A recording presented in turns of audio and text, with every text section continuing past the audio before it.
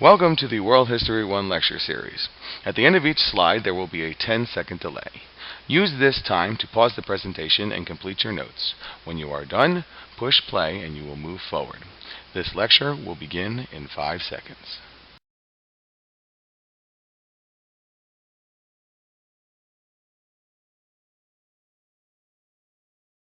Welcome to World History 1 Lecture 4.2 on invasions and dynasties in Chinese civilization. And I have a question for you.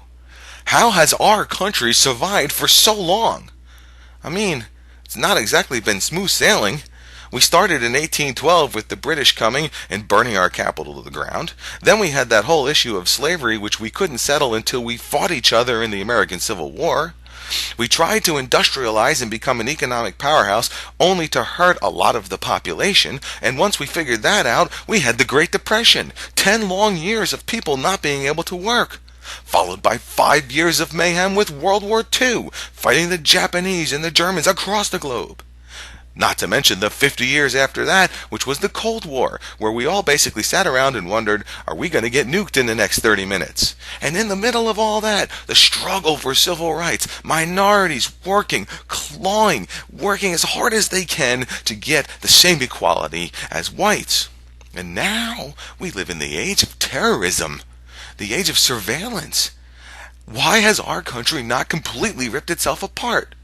Well, we have to thank these guys and the document they wrote, the United States Constitution.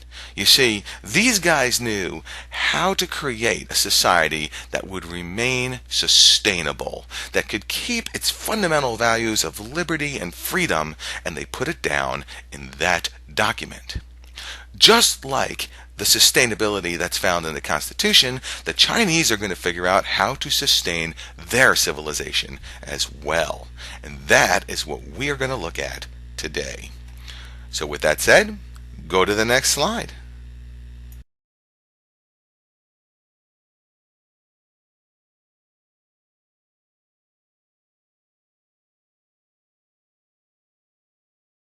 Chinese civilization lasts a long time, and their issue with sustainability is dealing with outsiders, invaders who come in and try to change the civilization. Now this happens throughout Chinese history, but the invaders we're going to look at are the Mongols. The Mongols are nomadic herders from north of China, and they are led by leaders called Khans. The Mongols invaded China, and they plundered Chinese civilization. They literally looted the store after Genghis Khan unifies the Mongol people from 1206 to 1227 CE. But Genghis Khan also influenced China by tolerating religions, creating the Mongols' first writing, supporting trade and crafts, and creating a legal code specific to the Mongol way of life. Kublai Khan, who ruled from 1260 to 1294 CE, so Kublai's after Genghis, he will reinstate most of Chinese culture, and he's going to integrate himself with the Chinese. He's going to become one with the Chinese. His death will lead to the end of Mongol rule. So the question becomes, how did the Chinese absorb the Mongols? Go to the next slide.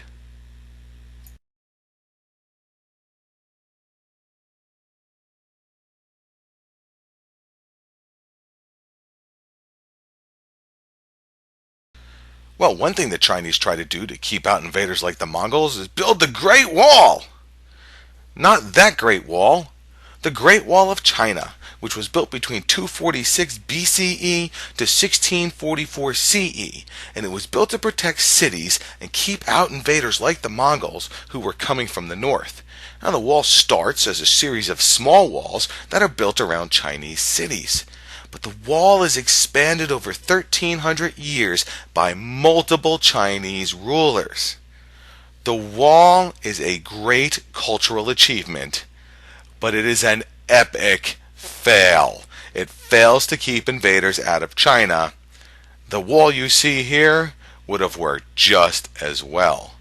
So what else do the Chinese do? Go to the next slide.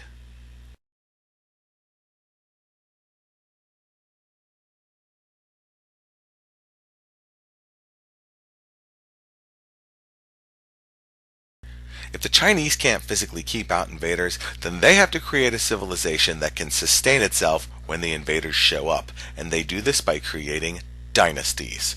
A dynasty is hereditary rule, which means that you need to be born into the ruling family if you're ever going to get a chance to be the ruler yourself. And rulers are considered divine. In other words, rulers are granted the right to rule by a divine being or a higher being. So Shengzhou over here, the second emperor of the Qing dynasty, he was born into the ruling family, and he's considered someone who is allowed to rule by the divine being. But under the mandate of heaven, emperors ruled by divine mandate, and failure to rule for the benefit of all led to natural disasters and the removal of the dynasty. Here's how this works. A new dynasty is born, and the new emperor makes the changes needed for the government to run well. And everything works better for a while. But the government becomes corrupted, normally by money or power. And all of a sudden we have famine and natural disasters like earthquakes, and the commoners figure out that the emperor and his dynasty can't handle it. The commoners become tired of the problem and they revolt. The dynasty is considered to have lost the mandate of heaven. The current emperor is defeated, and a new family shows up and claims that they have the divine right to rule Chinese civilization. Each time we do this, it's called the dynastic cycle. That's each period when a dynasty rises and falls. Go to the next slide.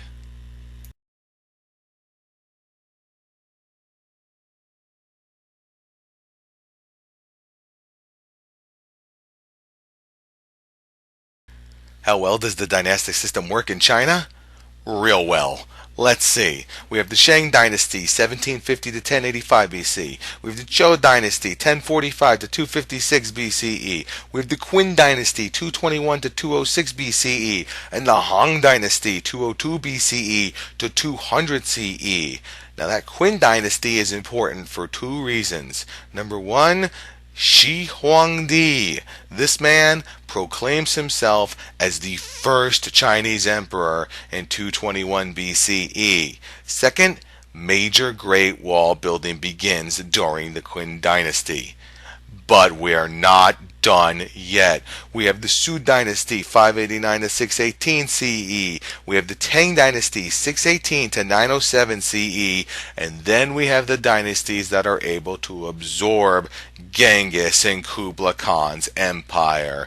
We have the Song Dynasty from 960 to 1279 CE. And the Wang Dynasty, that's the Mongols, from 1279 to 1368 CE. This is over 3,100 years of rule in front of you.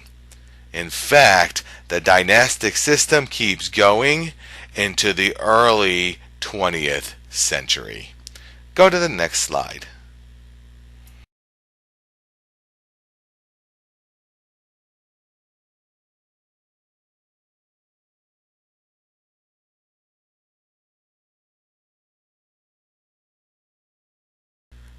There are other things that happen in China which help to further sustain the society.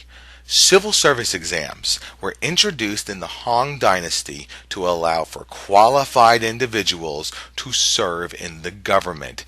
In other words, we're going to have a professional government run our civilization. And I'm sorry, but you can't cram for a Chinese civil service exam.